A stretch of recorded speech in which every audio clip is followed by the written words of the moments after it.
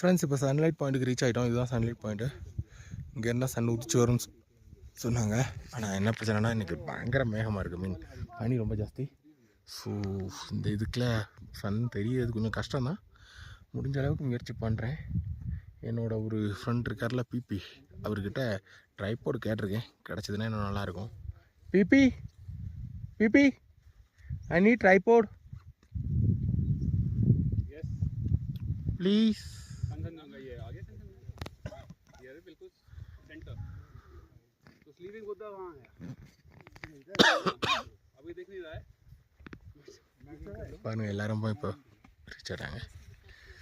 கிட்டத்தட்ட மீன் எல்லாருமே மேக்ஸிமம் ஆளுங்க ரீச் ஆகிட்டாங்க. இன்னும் கொஞ்சம் பேர் வர வேண்டியிருக்கு.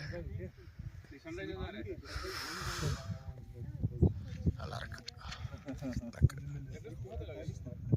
என்னன்னா கரெக்டான பிளேஸில் வைக்கலன்னா இது சன்லைட் சரியாக கேப்சர் ஆகுது. ரொம்ப ஷேக்கியாக இருக்கும்.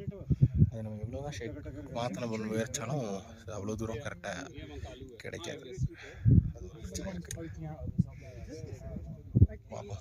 இப்படிட்ட கேட்டிருக்கோம்ல, கிடைக்கும் தான் போகிறோம். நான் அது டவர்னு நினச்சேன். இட்ஸ் நாட் டவர் யா. நான் அங்கே தூரமாக இருக்கிறது டவர்னு நினச்சேன். அது ஒரு மரம்.